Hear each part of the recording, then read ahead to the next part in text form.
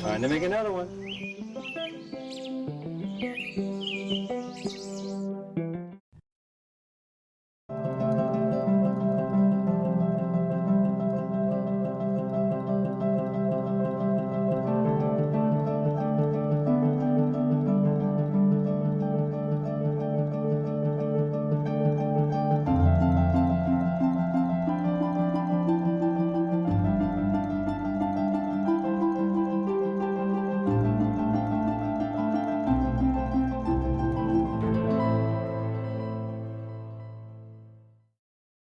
Hi, I'm Jack Boyle. We're here at San Antonio Pottery. You found me for one of our series of tutorials about how to make certain types of pottery. Today we are going to make a pitcher. Pretty obvious because I'm holding it in my hand. I'm going to go over how to make the form, how to exaggerate this spout, and we're going to do that after we trim the piece. And then I'm going to pull the handle for you. This all seems pretty straightforward, and the tools we're going to use today are pretty basic. Here's my sponge, here's my wooden rib, needle tool, may or may not use that depending on if I have to trim off the top, and my metal serrated edge rib here. So to start with, I'm going to go ahead and dampen my bat. Take my pre-wedged and weighed clay, which is a little under 5 pounds of clay here. Slap it down. Make sure this is well attached to the wheel head. Slowly rotate the wheel. Pound it into place.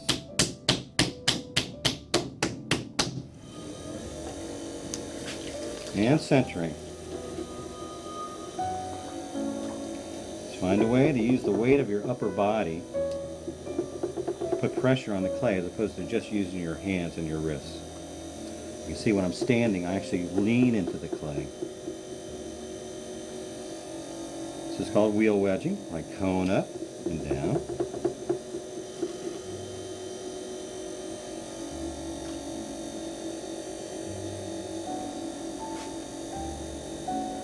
Open up this piece of clay. Make sure that bottom is flat and compressed and thick enough that I can trim later on. It's a cylinder, so I'm going to push this into a cone to start with. Slow down the wheel.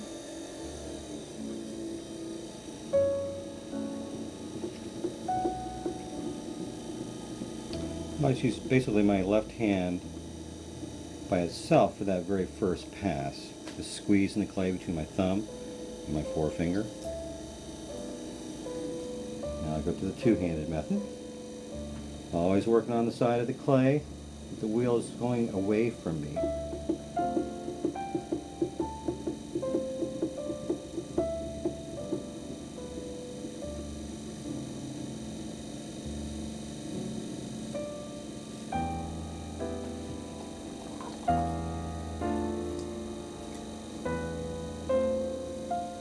With each pass, I push the base in.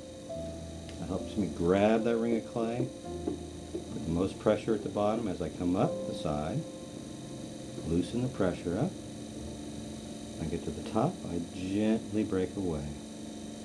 I don't even go to the very top.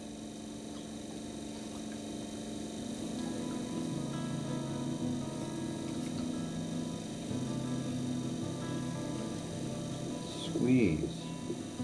Most pressure right in the beginning of this pull.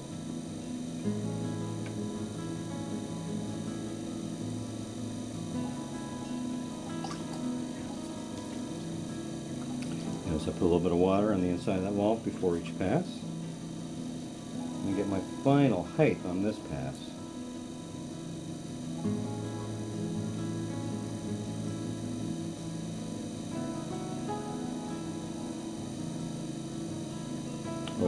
You'll see when I round out the belly of this, that height will get a little less. I like to think that my pitcher form is really derived from a pretty familiar folk pottery form I saw up in the North Carolina area. In this pass, I'm pushing out, I'm rounding the form out.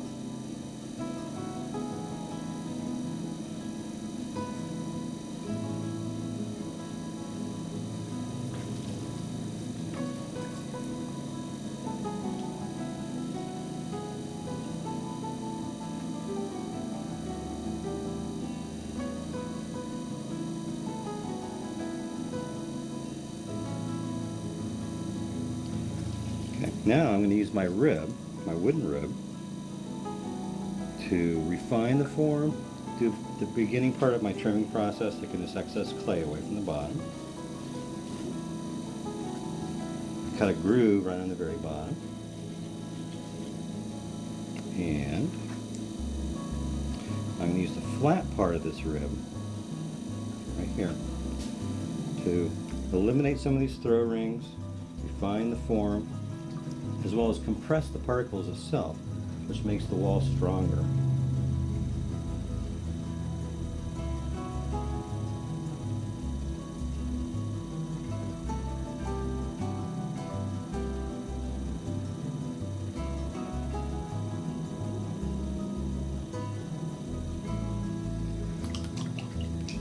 There.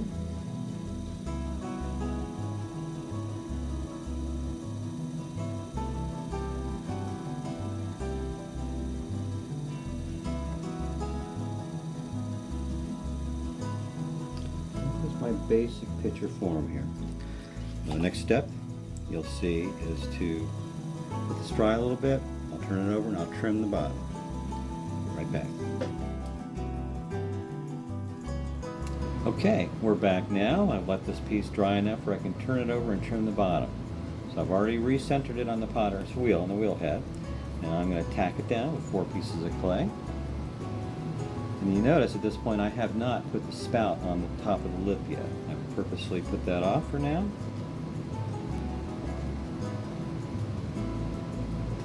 I'll show you one of my patented tips on that. And this is the tool that I neglected to show you earlier. This is my loop tool. It's a trimming tool, very basic. This is the chance to get in here and eliminate some of the excess clay that even the most experienced potter has a little bit of extra clay here towards the bottom of this piece. Not to say I'm the most experienced potter, but I do have 35 plus years into it. Also, again, a chance to slightly refine the form into that graceful curve.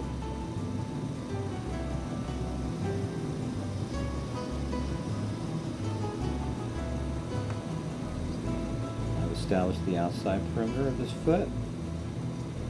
Now, before I carve out from the center to that line, I'm going to establish the line that determines the thickness of the actual foot itself.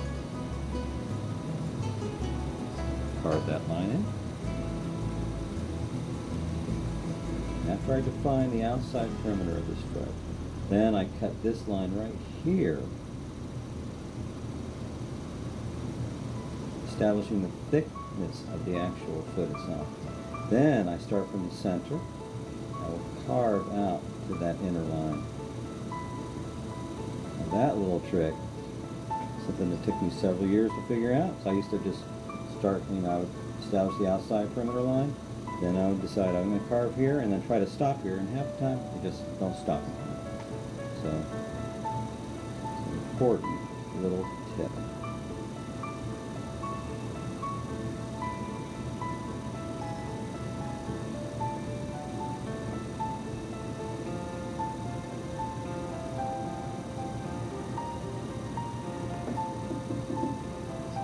Tell a lot about the thickness of a foot by tapping it.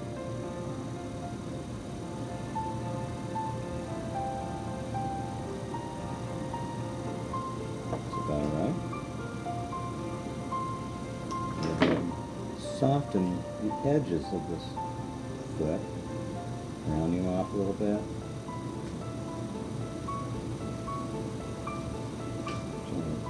It's a little bit more of an undercut here.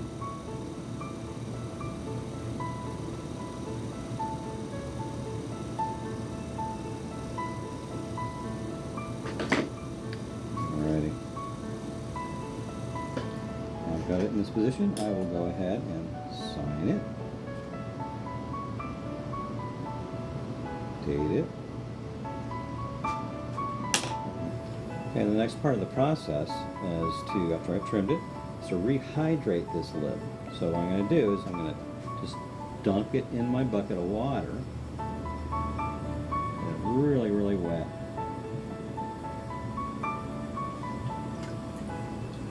And cover it with some plastic. Now I'm going to let it sit for about 5 minutes or so to really become supple again. Be right back.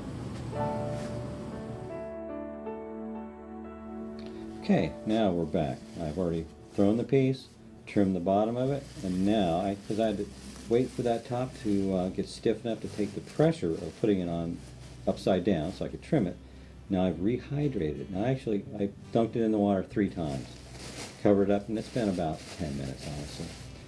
So the next step here is I'm going to go ahead and apply a little bit of clay to the area that I'm going to put the spout on. It's called pinching a spout. I want to make sure I line it up with my signature. It's right there.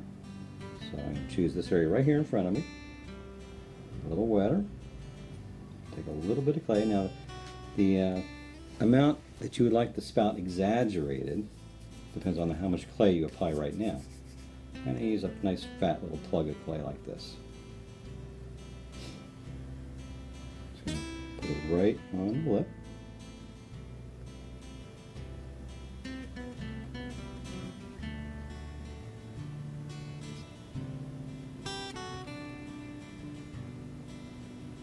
Smooth it in.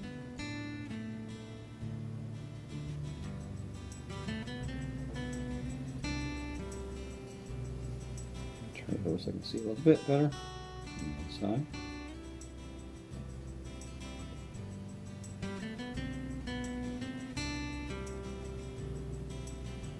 Okay, feels like it's part of that lip now.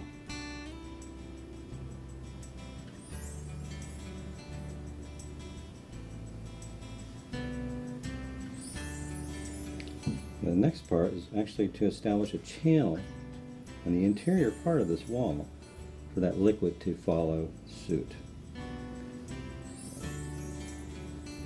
Do a little bit of a channel on the inside, right to the middle of the spout. Now I'm going to continue to actually pinch the spout to a very thin edge.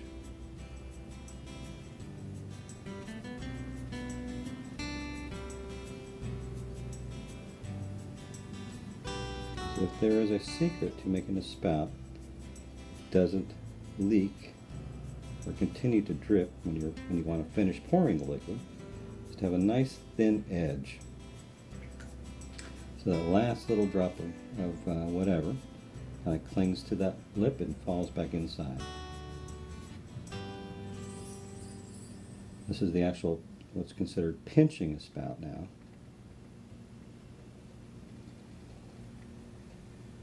I'm pinching it here.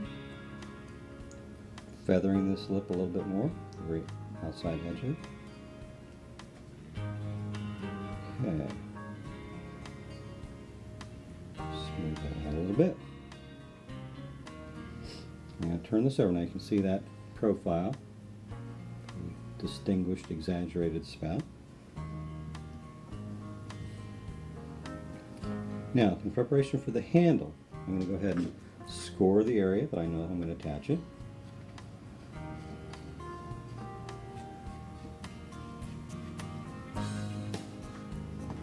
A little bit of slip on there. Usually find right next to me on my throwing water bucket.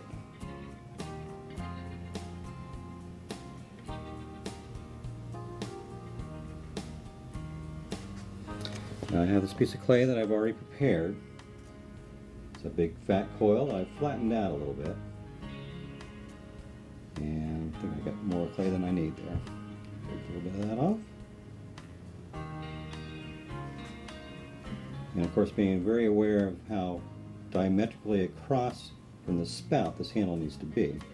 Choose my spot and apply pressure. Now I put pressure on the inside lip and with my knuckle on my right hand to join this.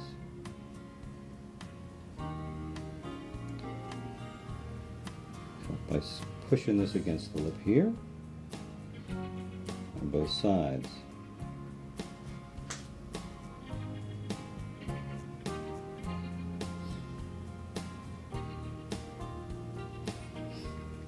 get under here now and really smooth this end in before I do anything else.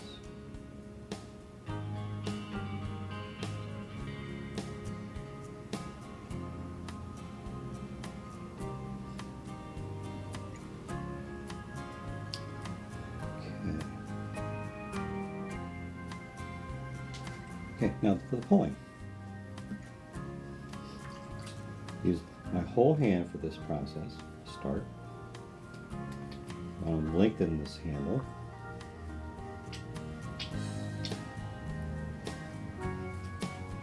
Still being aware of it being diametrically across from the spout.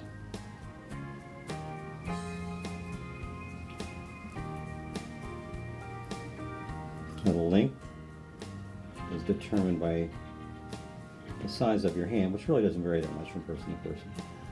The size of the thickness of the handle here should be determined by approximately the thickness of the lip of the piece.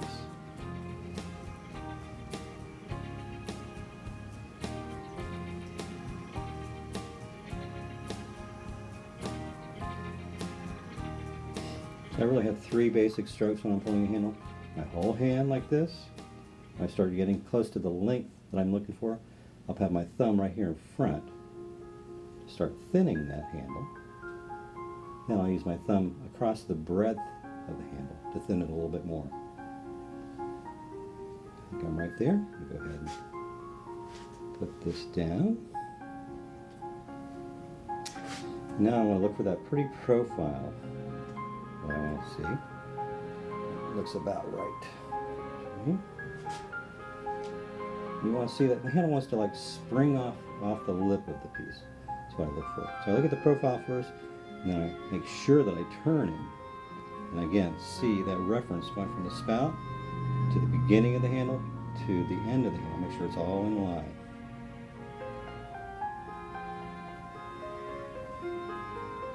Pressure here, pinch that off. And with the dry hand, put down a towel nearby. 1, 2, 3. It's a good jump off point. I like that. That's a nice looking picture. Clean this up a little bit. There's one more little accent point I like to make on my picture handles, and most of my mug handles for that matter. Extra little thumb stop I put on for leverage when you're actually picking up the piece.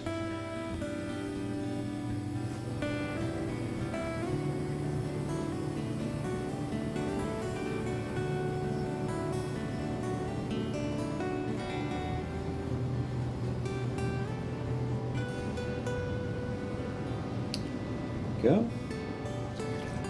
Close to the end of this picture form. I'll soften the body a little bit in preparation for my signature design with my little serrated metal rib. Okay. Again, I like to have a nice dry tool for this. There we go. And as I'm doing this, I'm going to sign off. This is Jack Boyle, San Antonio Pottery. Happy potting!